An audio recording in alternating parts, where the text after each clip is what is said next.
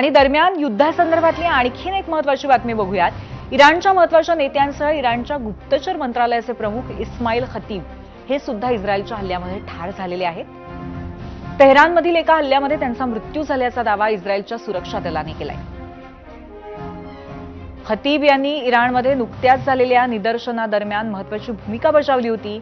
तेहरानमधील एका टार्गेटेड हल्ल्यामध्ये इस्माईल खतीब ठार झाल्याचं IDFने सांगितलंय.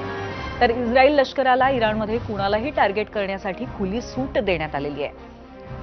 नेतान्याहू यांनी इराणी अधिकाऱ्यांना ठार करण्यासाठी खुलेआम परवानगी दिली असून इस्रायलच्या या निर्णयानंतरच इराणच्या गुप्तचर प्रमुखांची हत्या करण्यात आल्याचं कळतंय.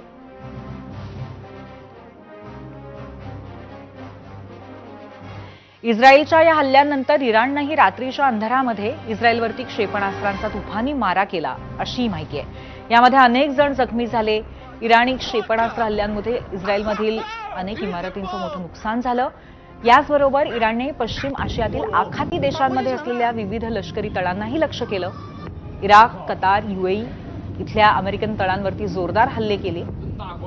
दरम्यान इराण आता युद्धात आपली सर्वात घातक आणि अत्याधुनिक क्षेपणास्त्र वापरण्याच्या तयारीत असल्याचे संकेत मिळत आहेत.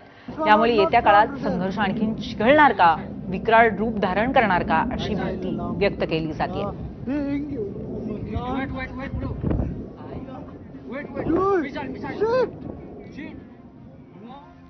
आणि याबरोबरच 0 आवरमध्ये आज आपण इथेच थांबतोय. उद्या पुन्हा भेटूया. पाहत रहा ABP माझा.